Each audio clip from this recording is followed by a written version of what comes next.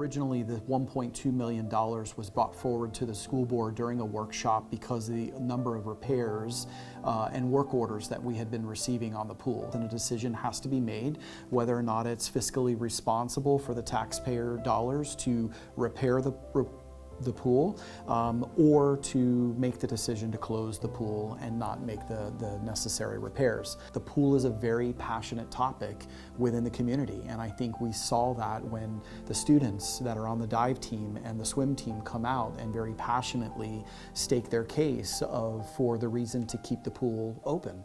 I love, as the superintendent of schools, we're in the business of educating kids, and whenever students get involved and can make a positive impact and can let their voices be heard, it's a really powerful thing, and we should be encouraging students to be able to speak freely on something that they feel so passionately about. With that having been said, I do think it would be in the best interest of the community, with full board support, to keep the pool open for the 24-25 school year moving forward.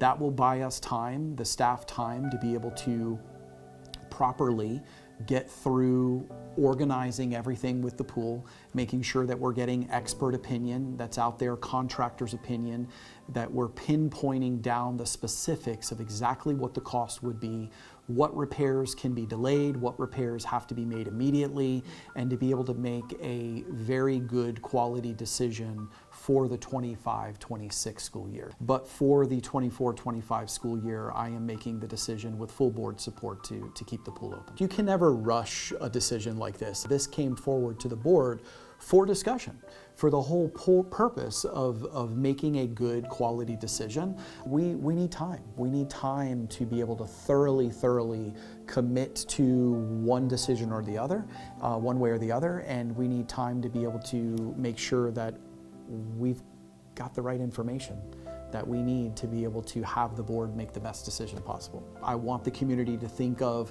the 24-25 school year as they always have. Everything will remain the same for the 24-25 school year, whether that be usage within the school district itself of the pool or usage of anything that the community needed the pool for. And I think we've learned a lot as a school district. I know I certainly have as a superintendent of schools in learning about how was the pool used, what fees did we charge, what did we not charge, who used the pool, who didn't use the pool, what hours was the pool open, what hours was the pool closed. There's a lot. There's community passion around the pool, which as there should be, and then we start to investigate. We start to look at use of facilities fees. We start to look at the pool manager. We start to look at calendar, hours worked, the different outside organizations that use the pool, when they use the pool. And when that happens, you start to see that there were certain things that we should have always been doing that we weren't. And so you begin to fix some of these problems. There are fees that should have been charged and should have always been charged, but weren't being charged, particularly for a janitor, to clean up the facilities on a Saturday or after school hours whenever the pool was being used by an outside organization or entity. Bathrooms need to be cleaned, the locker room floors need to be swept and mopped. And that comes with a fee. We have to have an employee that is there to do those things beyond their normal work hours. And when that happens, we have to pay that person their hourly rate to take care of those things. And that is through the use of facilities form that any agency or outside entity that wants to use our facilities fills out. We charge them a school board approved and adopted fee structure, and then they're billed and they pay the invoice. In this case, I do believe that it was uncovered that we were not charging certain fees that should have always been charged, and an invoice went out just recently and with the fees that should have always been charged, and it's a higher rate.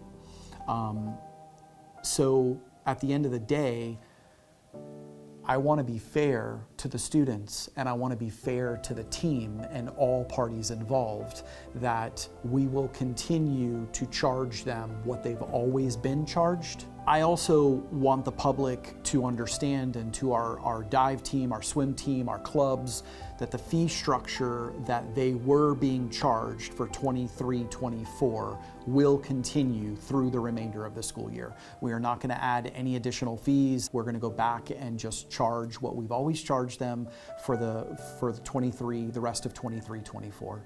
And then moving forward for 24, 25, we may have to adjust or relook at our fee structure, but we will communicate that out to all parties involved. We're in the business of educating kids. We're in the business for students. We would never shutter our doors because a fee couldn't be paid. But at the end of the day, I do think that the public understands that there is a cost of doing business. And when there's a cost of doing business, we have to appropriately charge to be able to cover our costs for repairs, cover our costs for payroll, cover our costs for anything that we're incurring to operate the pool efficiently. We're looking to make sure that our costs are covered for doing business and appropriately operating the pool with the efficiency that the taxpayers of Martin County would expect us to operate that pool under. And so that's all we're looking to do. That would be fair for anyone that's wanting to use the facilities after hours and on Saturdays and on Sundays, and make sure that we're recouping our costs and being able to maintain the pool properly.